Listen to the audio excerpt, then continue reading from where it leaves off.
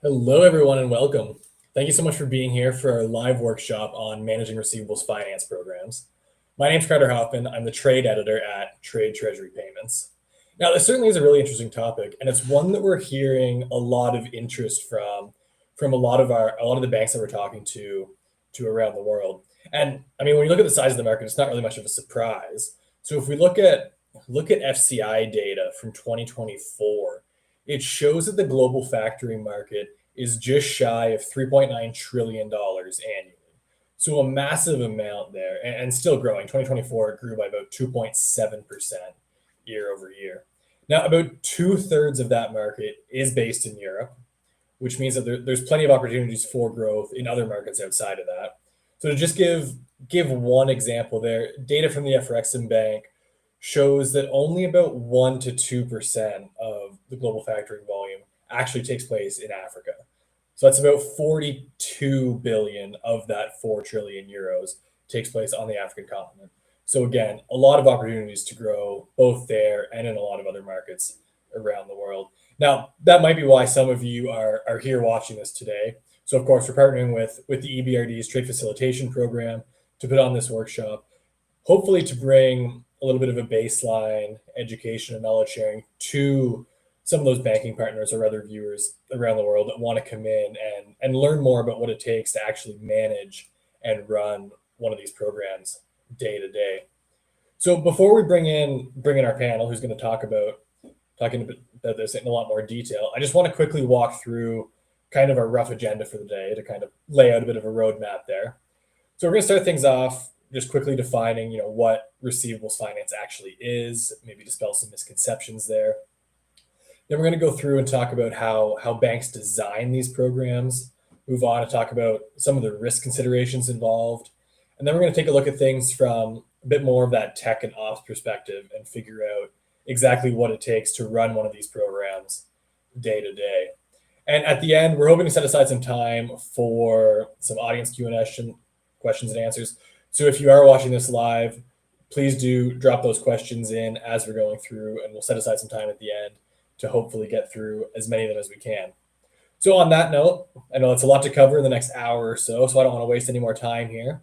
So I do want to welcome in our wonderful panel now onto the screen with me. So we have Andre Casterman, Aysen Cetintas, Irina Tyan, and John Beaney joining us there. So I'll have the panel introduce themselves. So I don't know, Andre, do you want to kick things off? Who are you? Where are you from? And what do you do? Yes, Carter. Delighted to be here with you and the panel team.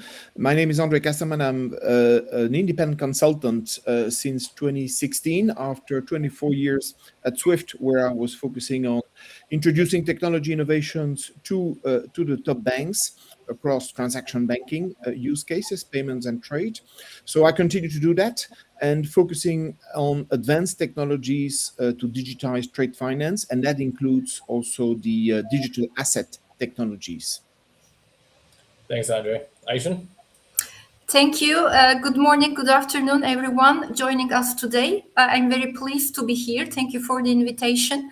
I am Education Director of FCI Factors Chain International for some long years, but before that I have also a considerable amount of years experience as a practitioner in the receivables finance and international factoring industry. In FCI, I am coordinating, organizing all type of education and training related activities for members, non-members, regulators, and all other stakeholders in receivables finance. Thank you very much. Thank you. Irina? Hi, everyone, and very delighted to be here today along with my panel speakers. So my name is Irina Tyan. I'm Associate Director, Senior Banker in the Trade Facilitation Programme. I lead TFP activities across Eastern Europe and Middle East and lead our expansion and work in Iraq, our new country of operation since the end of last year. So my work focuses on developing trade finance solutions, strengthening partner bank relationship, driving digitalization, legal reforms in the countries I'm responsible for and beyond. I also involved in running TFP training programs and helping the program innovate in areas like digital trade, cross-border payments. Thank you. Thanks, Irina. And John?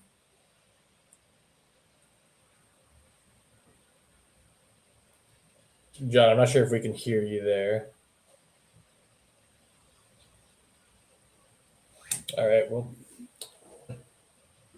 not sure if John is connected there, but that's all right. We will jump in and get started here and then circle back to John when he's around. So, Aysen, I want to come to you to kick things off. So, as I mentioned, there's a lot of growth, a lot of interest in factoring and receivables finance from a lot of emerging markets around the world. So, why, from your perspective at FCI, why is it becoming such an interesting topic particularly in emerging markets? Yeah, I must say that I have been in this business for more than 30 years, and I see since then and today, receivables finance is becoming increasingly important for banks, especially in emerging markets. Why? Because it offers a practical and scalable way to support the real economy, especially SMEs, because the economies in emerging markets are supported by 90 to 95% by SMEs, which often face persistent working capital constraints. So in many of these markets, then traditional lending can be limited by insufficient collateral, weak financial disclosure, or lack of long credit histories. So receivables finance helps address this gap by providing banks to finance allowance to access finance short-term trade and business flows based on the strength of underlying receivables and commercial relationships. So for banks, from our point of view, this represents an opportunity to diversify their product offering, deepen client relationship, and reach underserved segments with solutions that are closely tied to real business activity. It can also be an effective entry point in supply chain finance, distributor finance, and broader trade finance services. So, in an environment where banks are looking for both growth and resilience, we believe that receivables finance offers a compelling combination of client relevance, portfolio diversification, and support for economic development. So, long story short, in emerging and developing markets where SMEs are made or consisting a large proportion of percentage of the economies, and if the banks, the financial institutions there would like to enter, and facilitate this segment, so receivables finance and related tools are the most relevant, I believe, option they have to take. Awesome. Thanks, Aysen. Looks like we have John back. So, John, do you want to just quickly give an introduction of yourself? Yeah, thank you, Carter. Best illustrated with an example. So I lead a team of the product manager who's a Asian business setting up sales offices across Europe and the Americas. So my job is to make sure that the salesperson knows the right questions to ask to understand the needs of the client, and they need to understand what our product appetite is. I need to make sure that they have the backing of support processes such as trade credit insurance, such as capital efficiency, and I have to make sure that the systems we have available to them meet the requirements, and they do so consistently across the 38 countries and territories that we operate in. Thanks, John. And we've been talking a little bit now already about factoring receivables finance. But before we go any further, I want to ask you what's probably going to be a painfully simple question, but what exactly is receivables finance? And I guess off the back of that, are there any misconceptions about it that we should just dispel and clear up right here, right now, before we move on?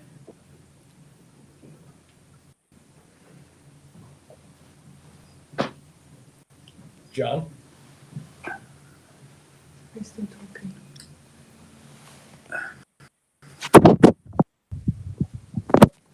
Yeah, the audio's gone. John, are you still there?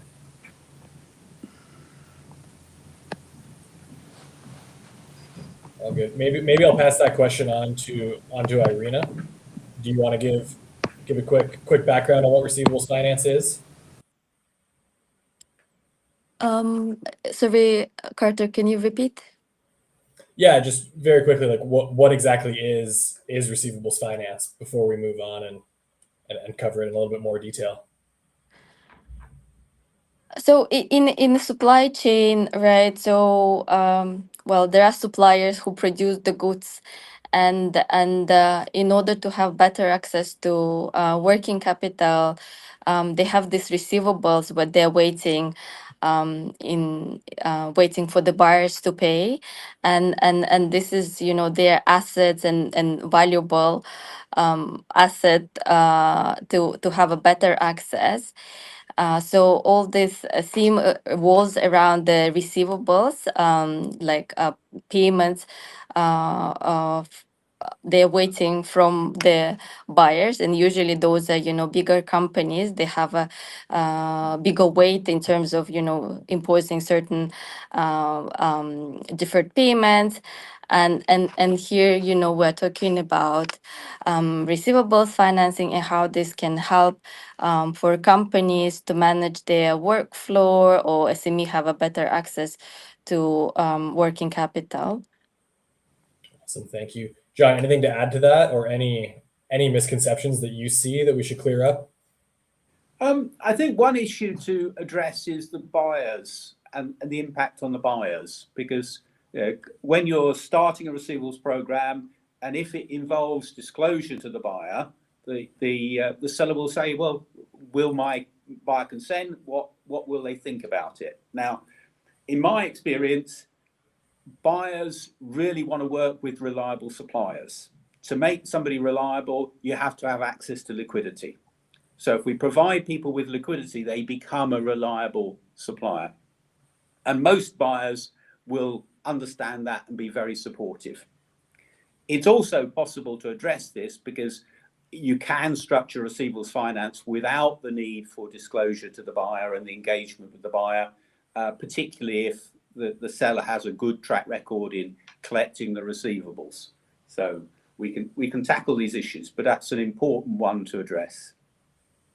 Awesome. Thanks, John. So Irene, I'll come back to you.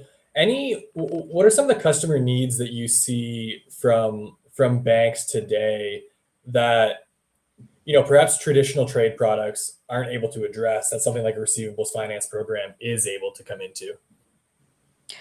So I think, you know, now as we live in, you know, more digital world, where digitalization plays a crucial role, and, you know, it provides faster services, you know, faster solutions, and again, access to financing.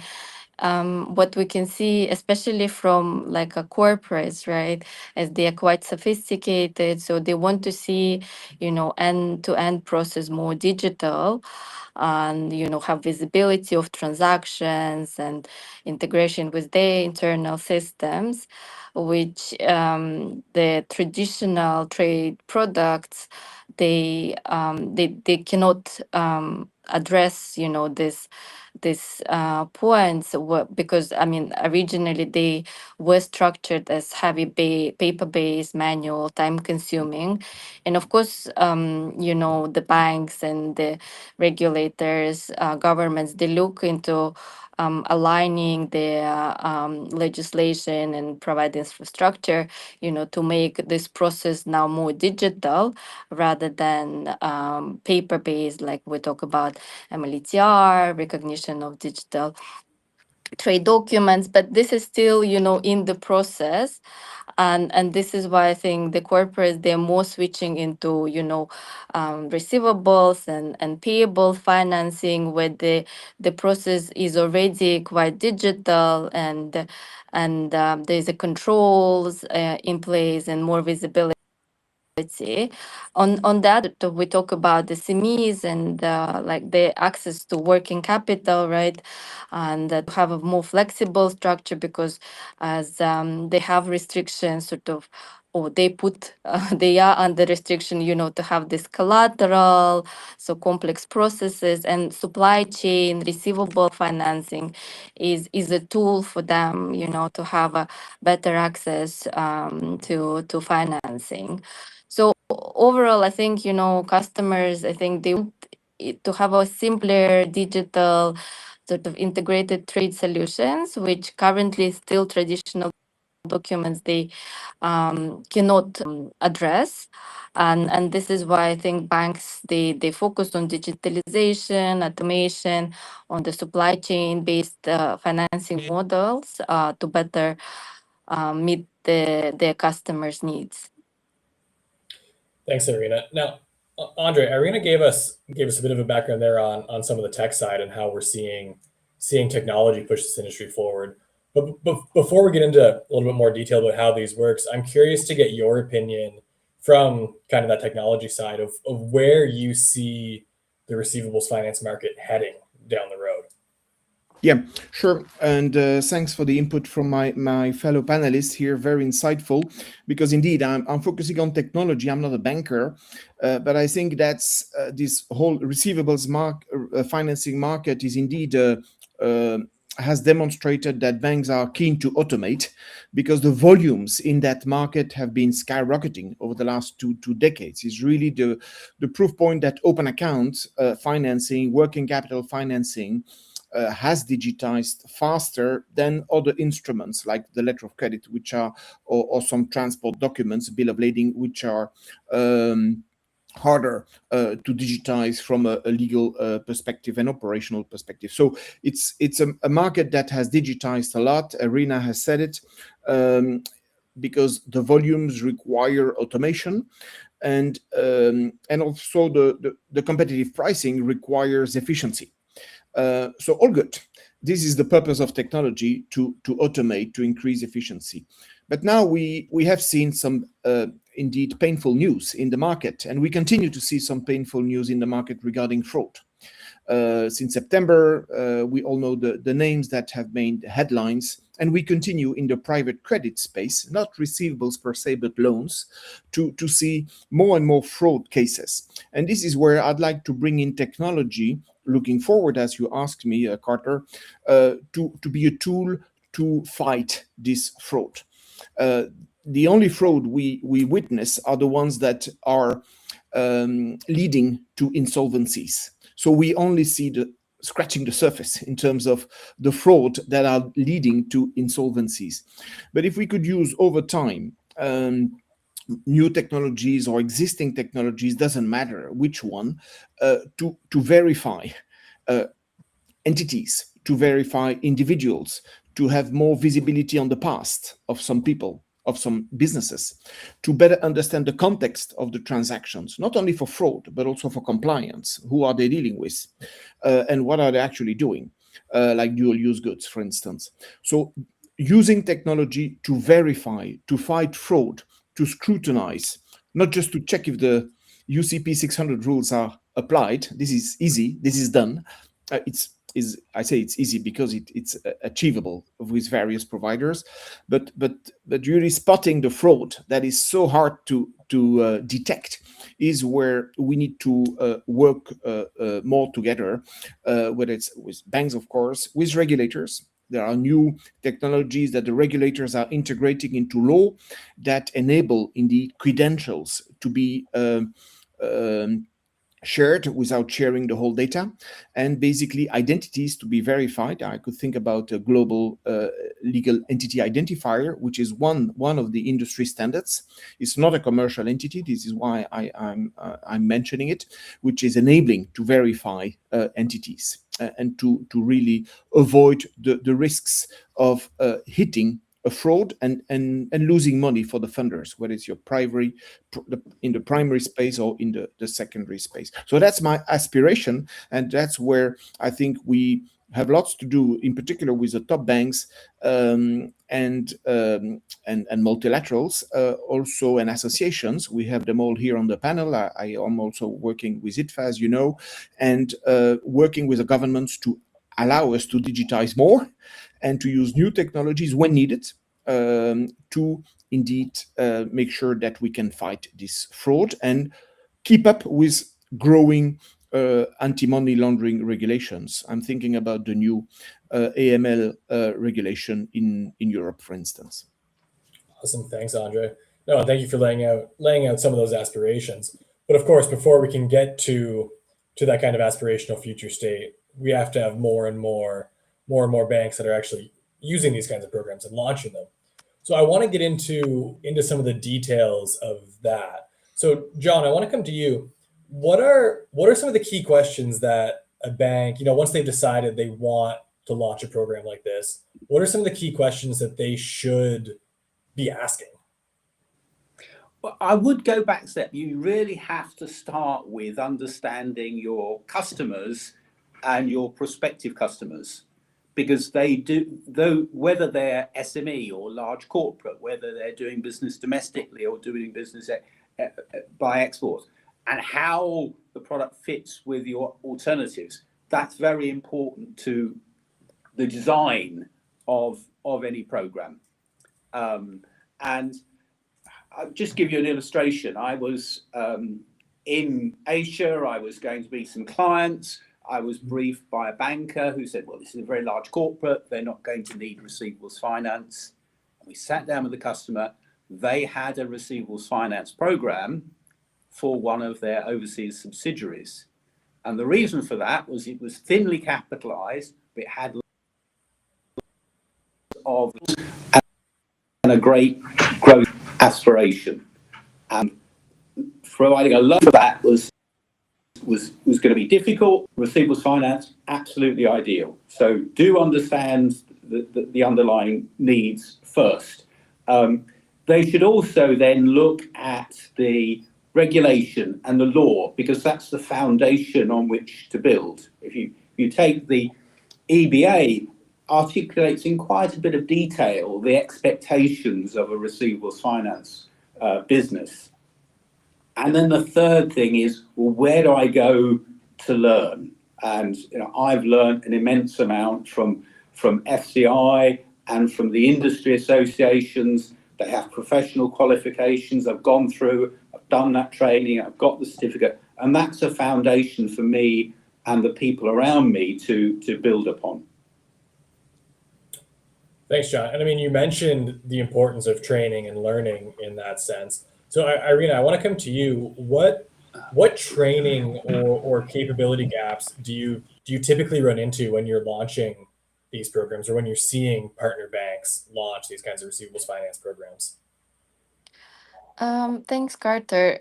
So I just, sort of want to, first of all, remind sort of when we support our banks, it's emerging markets, right? So, what mentioned earlier, so there's in general knowledge gap in receivable financing. So this is something, well, not in all markets, but in quite a few, and we focus, on those markets. And as a first step, I think what we see is the importance of the organizational and cross-functional communication. So the teams, they speak the same language, right? So they understand the key concept about disclosed versus undisclosed structures, recourse, non-recourse, who owns the obligor, right? Because it's not already borrower centric, right? So you need to understand the supply chain, the payments, the behavior of the buyers, and then how day-to-day decision flow between the product, risk, legal operations. So this is a core, and this is when we support our banks. So this is also one of the questions, especially from like I would say it's not support units, but they're not sort of at the front office. So they don't speak necessarily with the clients, right? So this is why, this very important.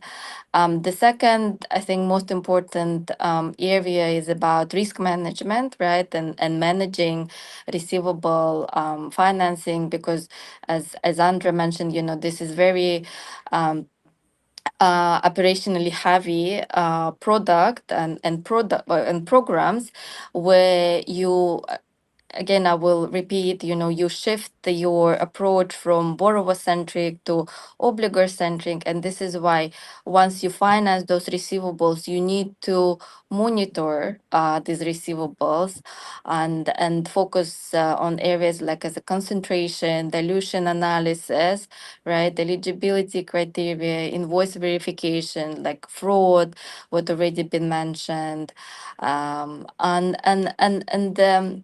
the another area that we focus, and it's of course country by country specific, and where EBRD supports governments in terms of legal foundation to bring clarity on the assignment. So you also, there should be an understanding within the bank, within the different teams, in terms of assignments, perfections. If we talk about cross-border, how this perfection done in different jurisdictions, whether you notify it or it's non-notice structure, and enforceability of electronic signatures. This area, but not last and but not the least, and again, aligning with what Andrea said, it's about, again, technology, data gap, that you need to have this right architecture and capability, to very, like, to look for fraud, red flags, and so to make sure that you have accurate data vis-a-vis the borrowing base mechanics. Awesome, thanks, Irina. So Aysen, I want to ask you, when some of the banks that you see start exploring these kinds of programs, what are some of the common questions that you get asked when they're kind of exploring or looking for advice in the space? Thank you, Carter. So until now, John and Andre as well, and Irina, they touched very valid points. We are being approached by new banks or by new members of FCI, how to onboard, how to launch the product, how to be successful, how can we find the gaps in our operational scheme, for example. So these are the questions we receive almost every day. But when the banks begin exploring receivables finance, their questions are usually very practical and strategic at the same time. They often ask where to start, how to start, which product structure is the most suitable for their market, and whether they should begin with domestic factoring, reverse factoring, export factoring, or another form of receivables-based finance. So this is one of the mostly posed questions. They also want to understand what internal capabilities are needed, because they are not familiar with that type of open account trade finance products. Probably they are performing mostly the traditional and conventional banking products, and therefore they want to understand what they need, including underwriting, buyer risk, seller risk operations, technology, collections, and the risk management. So in our perspective, a second major area of questions relates definitely to the legal and regulatory frameworks.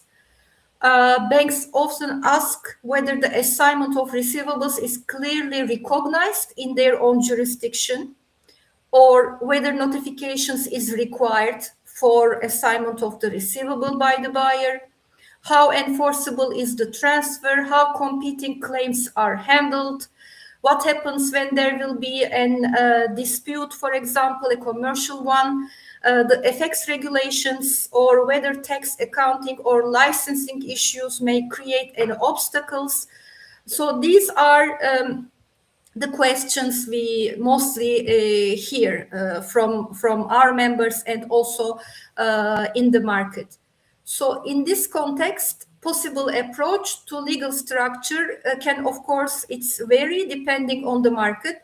Some banks begin with a straightforward disclosed domestic factoring model where legal rights and operational processes are easier to establish, and others may explore structures supported by stronger contractual frameworks. So here, of course, we are not alone supporting the members here, especially in emerging markets. Most of the time, we are collaborating for improving and facilitating this type of endeavors together with in development banks like EBRD and others. After legal and regulatory, the third major area is definitely building of awareness in the market, in the authorities, so like the regulators, in their own bank, for example, among the SMEs and among the main users. SMEs, mostly, they not know what factoring is. Corporates may not immediately see the value of receivables finance, and even internal teams within the banks may confuse receivables finance with conventional lending. So this is one of the maybe difficult thresholds to go over, creating the spirit and awareness within the bank for the use and for the benefit of a receivables finance proposition. That is why awareness building has to happen on several levels. Internally, banks need training for management, business teams, legal teams, risk teams, and operational staff, so that there is a shared understanding of the product and its value proposition. So coming back and complementary to my colleagues already mentioned, so definitely a clear understanding, legally, regulatory, and operationally is a must, but awareness building supported by training of all layers or of all stakeholders in the same transaction is also very, very valuable and important. Awesome. Thank you, Aysen. So, John, I want to ask you, I mean, we heard from Irina earlier some of the different departments that are involved, different internal segments within an organization. How, in a program like this, how should responsibilities be divided between all of these different internal stakeholders that need to be involved? Yeah, I mean, it's very important to emphasize this is a team effort. You need a range of skills to meet the client expectations and manage the very real risks. But there are some things, if you take sales, so the job of sales is very intense and it needs a lot of relationship building and a lot of focus. So it often is sensible to have dedicated sales and separate client management, and what we might refer to as hunting and farming. But that makes a lot of sense.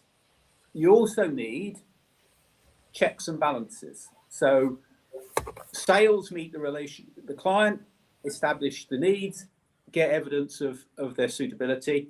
We have a separate risk team who will offer them challenge to make sure that this is well thought through and they're not influenced by personalities. They're not influenced by sales targets.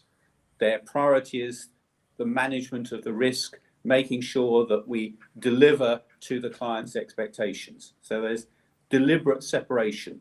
You also have, and we're a financial institution, we face threats from bad actors. So you do have to have segregation of duties and proper controls and authorities as well. Because, and when you're designing something new, remember that there are criminals out there who will deliberately target you because they know that you're new. So from day one, you have to be robust in your defenses. Thanks, John. And that is a really good segue into our next section, because what we've talked about so far has largely been, setting up a program, a lot of what's involved there. The next bit I want to move on to is kind of liability and risk management. So of course, some of those risks that you're touching on there.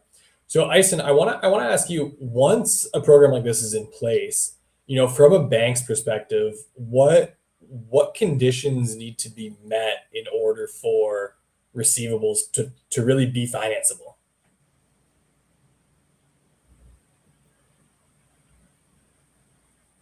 Sorry, Aysen, we can't hear you. Excuse me. There we go. Yeah, I was saying that once a receivables finance program is in place, risk management becomes absolutely central together with the operation and the business development. From a bank's perspective, receivables are financeable when they are genuine, clearly identifiable, enforceable, and supported by an underlying commercial transaction that can be verified. So the bank needs this confidence that the receivables arises from a completed delivery of goods or services. This is ultimate. So this is very, very important.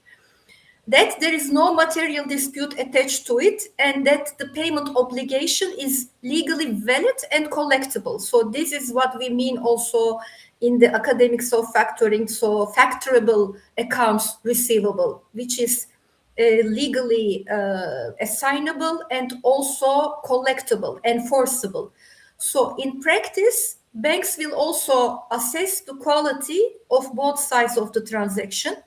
This means not only looking at the seller, but also at the buyer, which is the debtor, and also at the transaction. So because repayment performance is ultimately linked to the debtor's ability to pay and willingness to pay, of course. So other important considerations include the tenor, the payment terms of the receivable, the historical payment behavior of the buyer, dilution risk, such as any returns, any discounts, any credit notes which had happened in the recent past or outstandingly, the legal assignability of the receivable, as I mentioned, and the bank's ability to monitor collections effectively. Factoring and receivables finance is such a business that the risk management starts before onboarding of the client, but continues ongoingly during the lifetime of the transactions and of the buyer-seller relationship with the bank. This is where concentration limits play a very critical role. So receivables finance portfolios can grow very quickly, but growth without diversification can create some significant vulnerabilities. So if a portfolio becomes too concentrated in one obligor, one corporate group, or one industry, or one geographic area, the bank can become overly exposed to a single point of risk or stress. So concentration limits help prevent this by setting boundaries around how much exposure can be taken, maybe on a single debtor, single seller, sector, or country.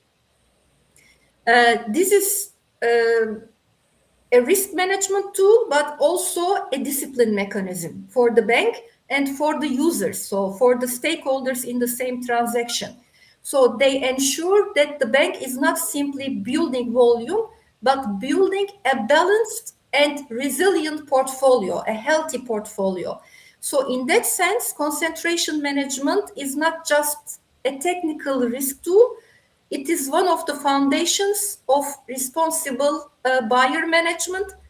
A healthy receivables finance portfolio is not only about financing good assets, but also about doing so in a way that preserves diversification, transparency, and control. Thanks, Aysen. So, John, I want to ask you, in terms of risks, what are some of the biggest misconceptions that you've run into from a risk perspective over your career? Yeah. Well, there's two, but let me build on what Andre said, because one of the I think myths is that it's particularly vulnerable to fraud. Factually, receivables finance done well is very safe. and that there's good evidence of that, and materially so. But the emphasis is done well. So if you're going to finance a receivable, you need evidence that the receivable exists and it's real. Yeah, and a responsible party manages the risk actively. Where you see these well-publicized provisions, when you get into it, you find that there was no adequate independent validation of what was being financed. And the link to what Andre said is that the beauty of how technology is moving is that we can increasingly validate the receivable, but with less what we call friction. So it becomes less obtrusive. And therefore, we don't have to risk accept, we actually have the evidence. So that's one, a myth, and two, what's happening about it, and hopefully that will improve things. The second is, we have a very good partnership with the insurance world, trade credit insurance, very important. And I hear bankers say, well, can you rely upon an insurance claim to be paid? My previous bank, it wasn't paid. In my experience, it's very reliable, but you have to be clear of what risks the insurance is protecting, and they're not protecting you if the debt isn't valid. They're not protecting you if you haven't complied with the insurance. So you have to pay attention to those things. If you pay attention to those things, it's a very reliable risk mitigant. Awesome, thanks, John. So kind of on that note, Irina, I want to ask you, from your perspective, what separates a receivables finance program that manages risk well from one that perhaps doesn't do it as well and is likely to run into perhaps some issues down the road? Well, Carter, on this question, I think, my fellow speakers, I think they already quite widely covered, because so I will just repeat them, right? It's what Aysen said, risk management, it's very, very important.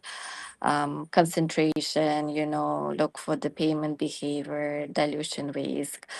And then echoing John in terms of, fraud, so, and for that you need data quality and transparency, right? You need a platform system in place to have early warnings, to avoid duplicate invoices. And it's already been mentioned, the programs which fail, right? What we witness, it's all about fraud and duplicate invoice financing, so which is very, very important.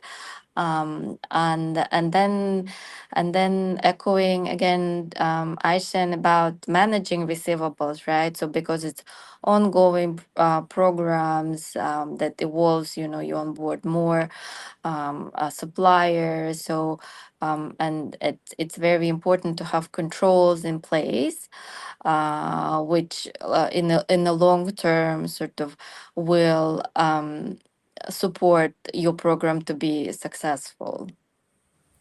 Thanks, Irina. We just had a question come through on the Q&A there about striking that balance between risk management and automation, and how do you balance that? Do you any thoughts on how to strike that balance, or the best way to do that?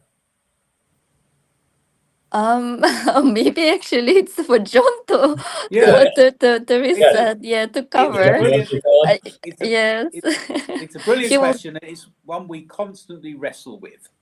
Right now, it is very important to be disciplined and do that initial due diligence. Really, really important, and that ongoing due diligence.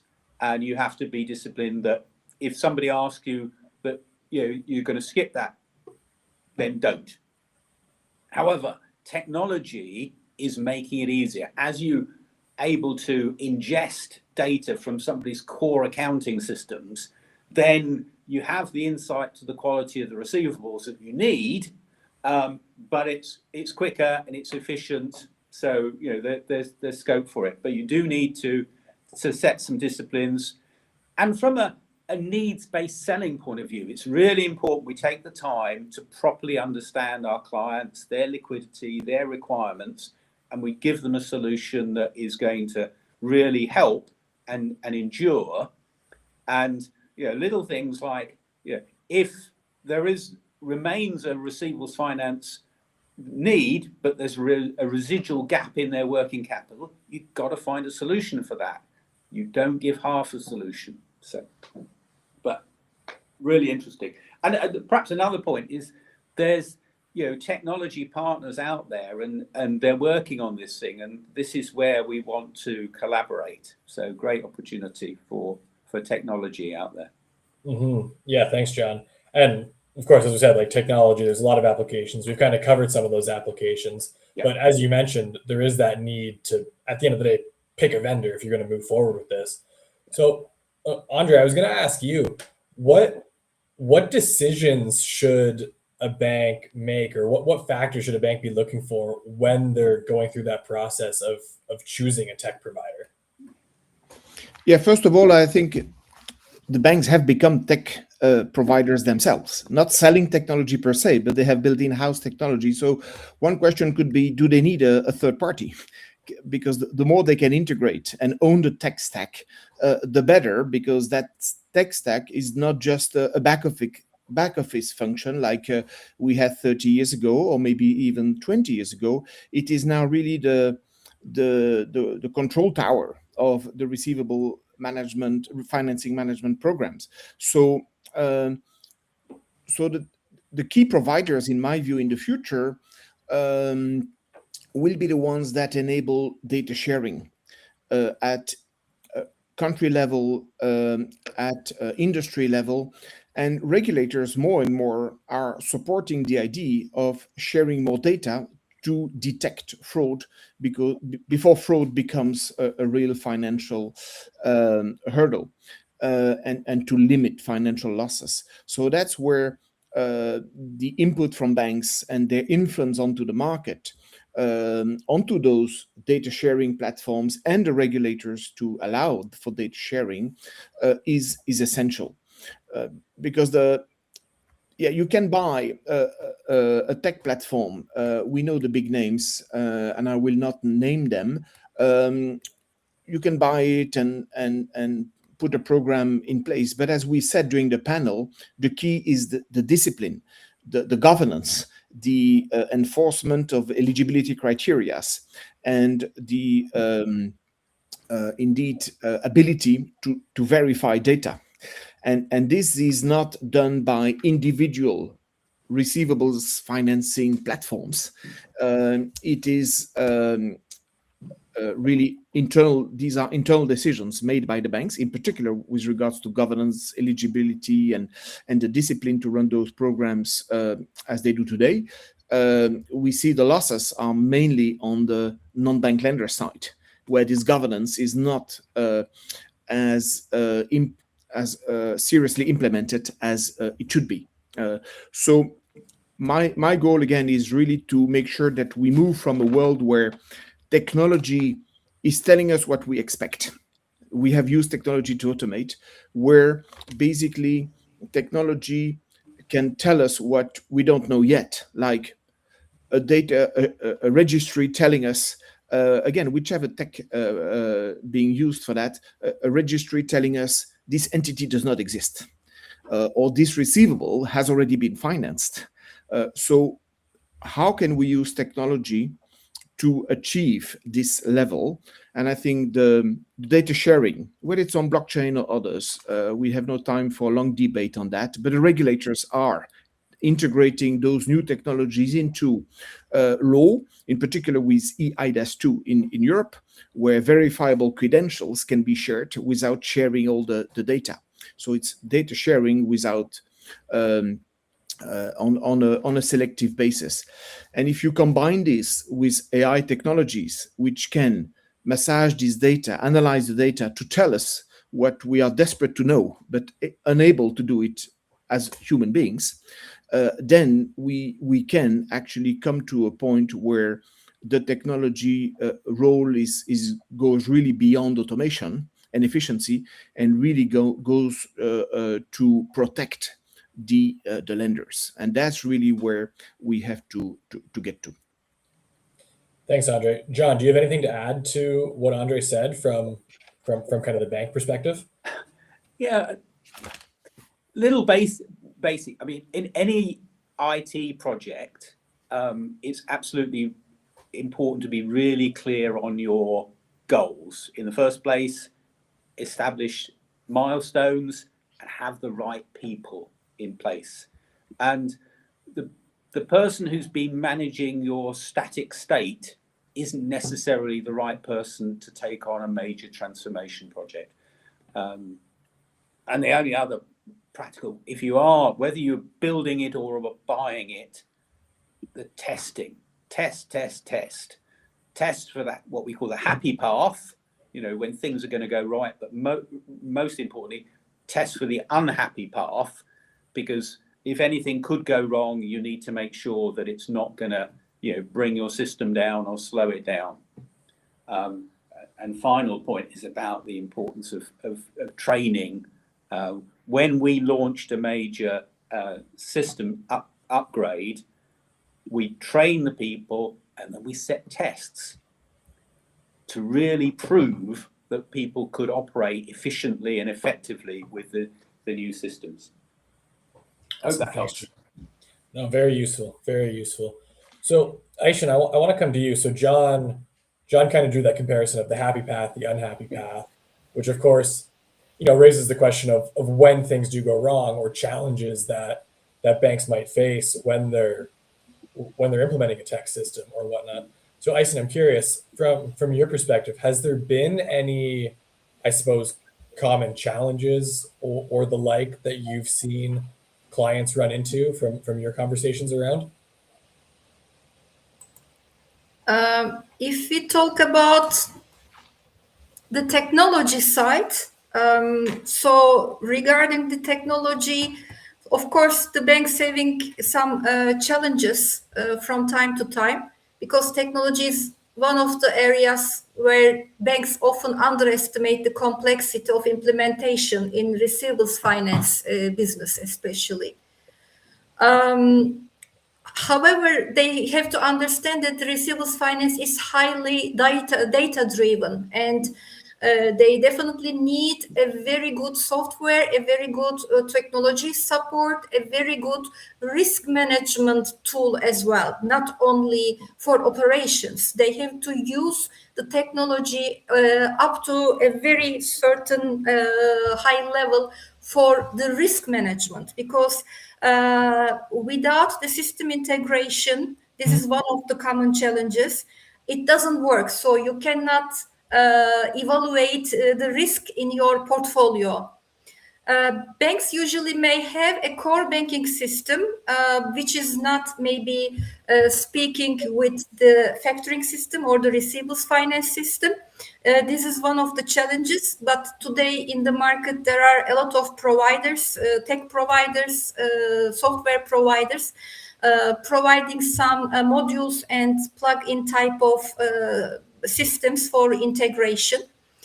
Another major challenge is data quality and visibility. As I said, operationally and technically, receivables finance or supply chain finance business is very high data driven. So therefore, we have to have a good visibility periodically over the data, big data, or periodically verifiable data, reports, and etc., belonging to one single transaction relationship between seller and the buyer, in order to define and find out the possible risks in this relationship. Banks also need technology that can support controls around duplicate financing. This could be a bank level technology, or this could be a nationwide technology imposed by the regulator in order to prevent double financing or double assignment or multiple assignment. This is, of course, related to fraud, but this is one of the main risks in this business. Also, the banks need this technology for finding out overdue receivables, dilution level, collection tracking, and concentration monitoring. At FCI, I must say we often see that successful implementation is not about having the most advanced platform from day one, but it is about choosing a very good solution that supports the processes which the bank has at that time being. Reliable data flows and gradual scaling without compromising control. So definitely in risk management, there are 3 golden rules. A good technology provider, so implemented, a good software system for operations and for as well as the risk management, and a very high level training of the stakeholders, especially the staff, because risks are changing. Risks are always not the same, but according to different economic environments, different markets, different climates, so economic climates, the risks are changing. So the staff must be trained how to overcome or how to prevent some risks according to these changes. And one of the other golden rules is really a very good awareness for the risk within buyer, seller, and also the bank itself, so the financial institution itself. Awesome. Thanks, Aysen. There's a question there that came in on the Q&A, and I think, John, you might be best suited to answer this, but it was about the division between doing things from the group level versus, I believe, the more branch level or further down the organization in terms of that segregation of duties. Yeah, duties there.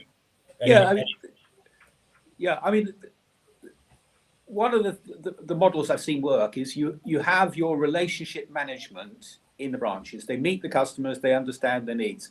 They may then identify the need for working capital. They may identify the need for risk mitigation.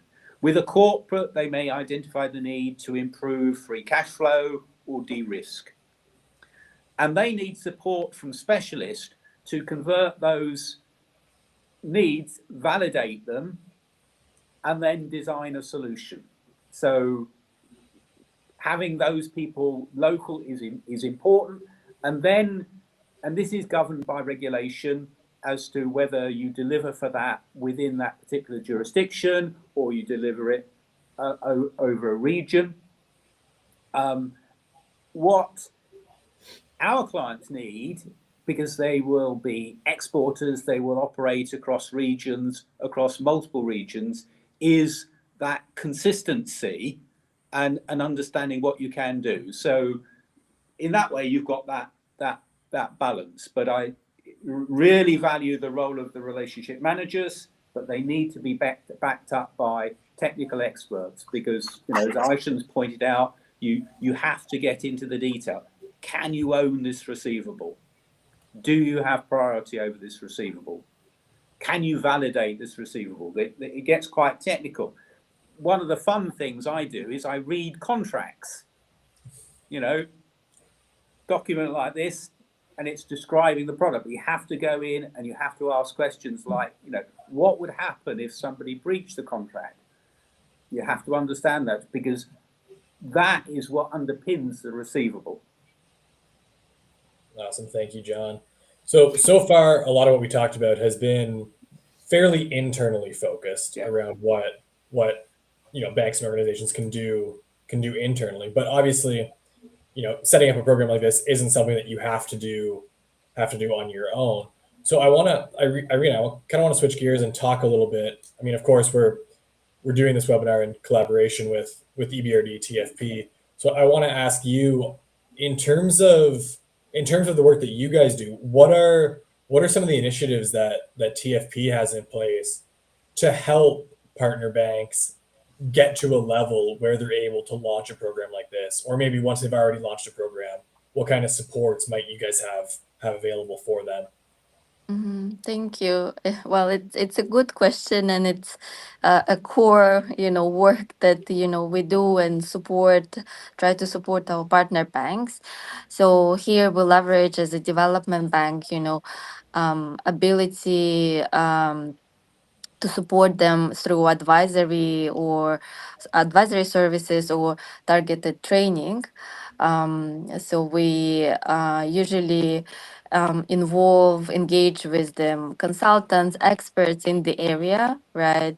So if we talk about the banks that they want to develop this product, so that then consultant, will come to the bank to understand the structure, what they want to achieve, their capabilities, and then they will advise and help them define the product framework, advising on the risk, on policies, underwriting approaches, controls. So, and usually, these are lengthy processes, right? In order to launch any product within the bank, it's a process, and here we are to support our partner banks in this journey. You also mentioned, sort of the banks that already have this product or at some sort of early stage of developing. And here we're happy, to provide some specialized trainings, right? Again, going back to my point, to bring different teams together, right? To speak the same language. So to give this basic training, but also to look, the needs of the bank, right? If there is, lack or lower level of understanding on the risk side, so we will focus on the risk. So we follow the needs of our partner banks, and of course, it's apart from building the program, supporting the banks, it's about then, to make this program successful over time, and here we again together like with association like FCI, with consultant and experts in the area. So we also can deliver workshops or tailored training to make sure that there is a knowledge transfer, right? So there is a expertise within the bank about the programs and how to run them effectively and grow them over time.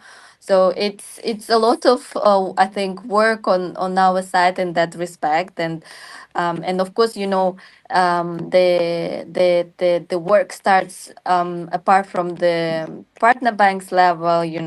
We have colleagues in from legal transition teams who works with the government in terms of the very foundation, the legal foundation, in terms of the factoring law, to make sure, there is a clear assignment rules, understanding of the factoring. So, of course, we start with like a country approach, I would say.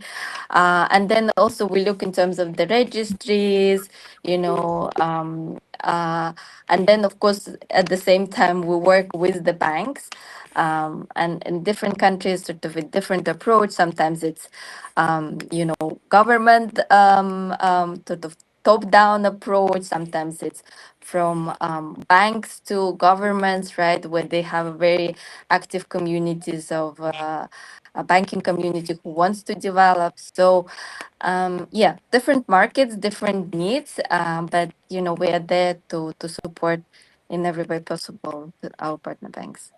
Thank you. Awesome, thank you for that. What are some of the biggest implementation challenges that you guys have run into? And I guess the follow up to that is what lessons have you learned from some of those challenges that you've run into?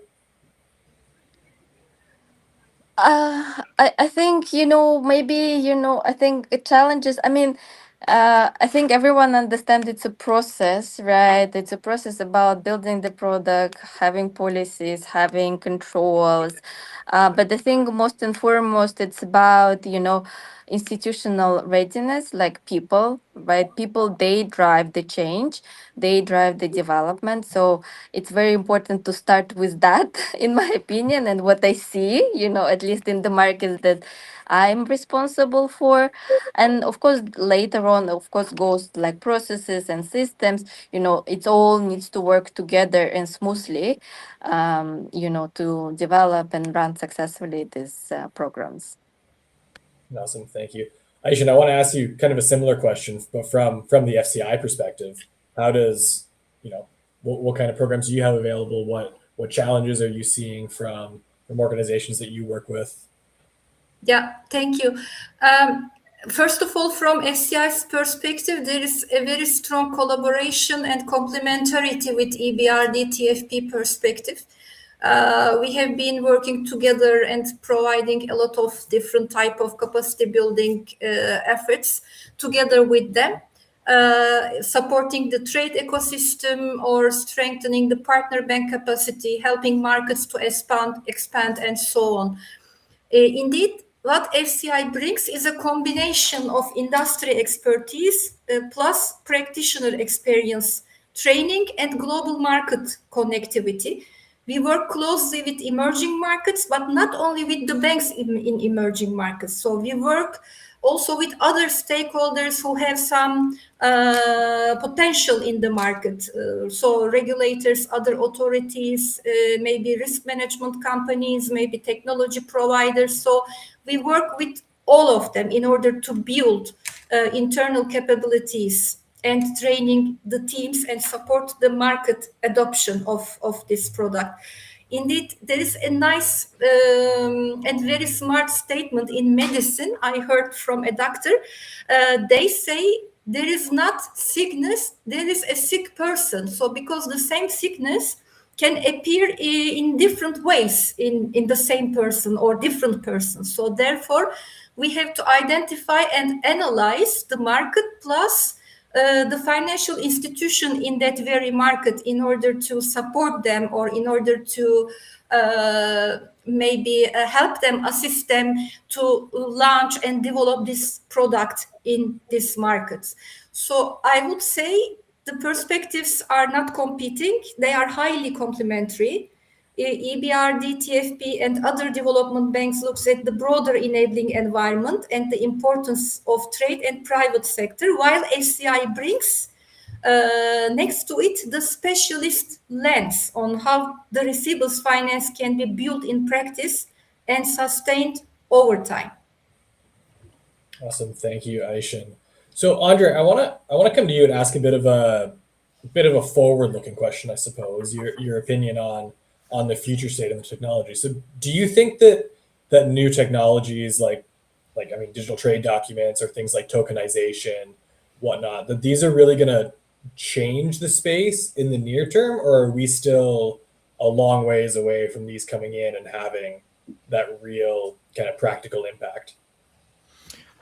Yes, we have talked a lot about indeed digitized negotiable instruments, indeed, with the MLETR and the ETD Act. That adds another layer of efficiency because the electronic documents can indeed be exchanged faster. The whole transaction can be performed faster. So I would classify this in the category of technology for efficiency. And going forward, and that applies to bills of exchange, promissory notes, bills of lading, warehouse receipts, and all negotiable instruments as per MLETR. Now, going forward, I'm quite keen on what regulators are doing with when it comes to verifiable credentials, meaning being able to prove something on the back of electronic signatures, of course, and on the back of trusted authorities like a government authority saying this entity exists, but making it possible to verify an entity existence at a particular time based on an online registry. And we know that is existing in most of the countries, but still need to be developed in some emerging markets. And that concept is evolving now to be including additional data. So that's the whole space of verifiable credentials, which is achievable through EIDAS 2 in Europe, and where more data sharing will be achieved under a regulated framework. And that's, of course, a prerequisite for financial institutions. This is coming to market on the basis of, indeed, public registries and tokenization. So that will enable also transactions, events, identities, any type of attributes to be verifiable online without the industry building centralized databases. And that's the key here. We can't continue to ask money to the top banks to support new initiatives, new hubs, new centralized databases. And centralized databases not only comes with high cost, but also high concentration risks, because data leaks, of course, are the main risk there. So the key is to have a decentralized approach to data sharing, which is now what EIDAS 2 enables with verifiable credentials.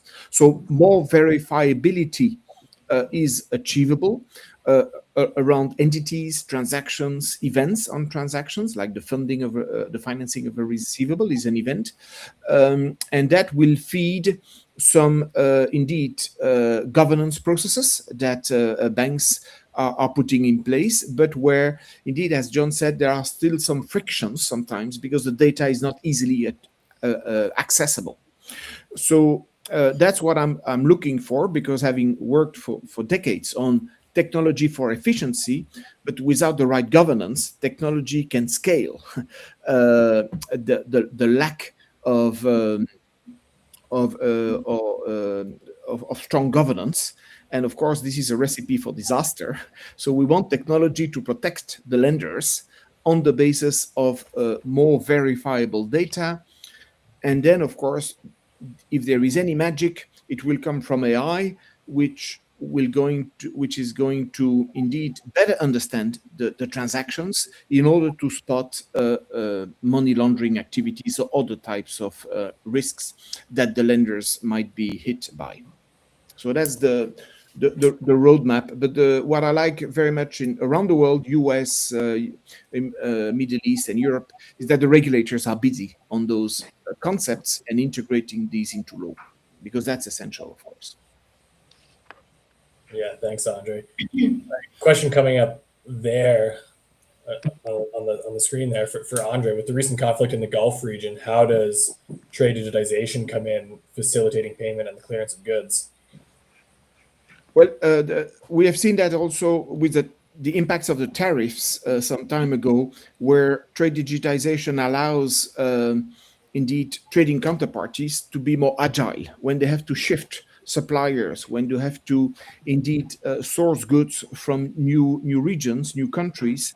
If you have a way to engage with new counterparties on indeed a trusted digital infrastructure, then the new transactions with those new counterparties can be kicked off faster than what you would have to do fully on paper. But I know this is still a challenge with most emerging markets where digital trade is not yet in production.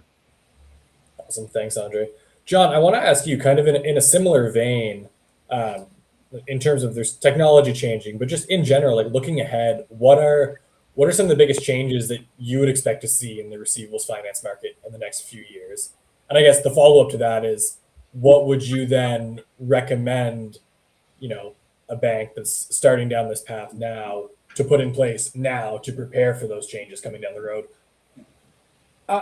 There's tremendous opportunity to help fill the working capital gap and help clients manage risk and navigate the changes. You're going to have people reconfiguring their supply chains. You're going to have people having to find new customers.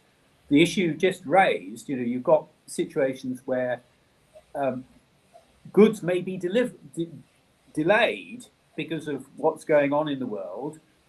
Open account is very flexible. It can adapt the payment date. Now, how does technology help? If technology can help by reducing the friction, so enabling us to verify the debt, validate the debt, but being less intrusive, that's a win, because it will make it easier to use. It'll drive down our costs. If we can drive down our costs, we can be more competitive, we can support more people. Equally, the whole client experience of transferring the valuable receivables data to us. In the past, we had to compromise on that. We would get summaries, but now we can ingest a whole sales ledger in seconds. We've then got rich data on which to make good quality decisions. So, why can a receivables finance team advance a much higher proportion of the value of the receivable than a conventional loan assessment? It's because of all that value. And one little thing to illustrate the power of technology. Today, we can actually see the boat that is delivering goods and whether it's delayed.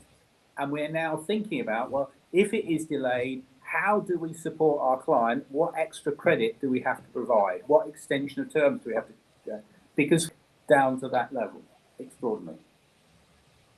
Awesome. Yeah, it is amazing some of the things that especially on the technology side, that we're able to do. Irina, I wanted to ask you, and maybe Aysen, you can chime in on this as well. But have there been any particular case studies that you've noticed from perhaps emerging markets around that have done well with implementing programs like this, or putting some of those frameworks in place that help banks run with a program like this? I mean, the only sort of from top of my head, like example, in markets that we work, I can say Uzbekistan. So, but the first step was about adopting the law on factoring, so to give the legal certainty. So where we see increase in volume of factoring transactions, and of course, we look forward, for the banks. They already have products, so they're developing. But of course, there are some gaps, which, we hope, to help to address, either ourselves, or you can say, OTP entered the market. So they are quite strong in this program. So across, different markets, or like through their subsidiaries. So there is, support in that respect, where they can guide, very like hands-on to develop this product. Yeah, thank you, Aysen. I see you nodding your head a Yeah, lot. Anything to add to that? if I may add, among the markets of EBRD TFP, of course, our joint collaboration, I can count Georgia, Armenia, and Jordan, especially in the last 6 months in Jordan.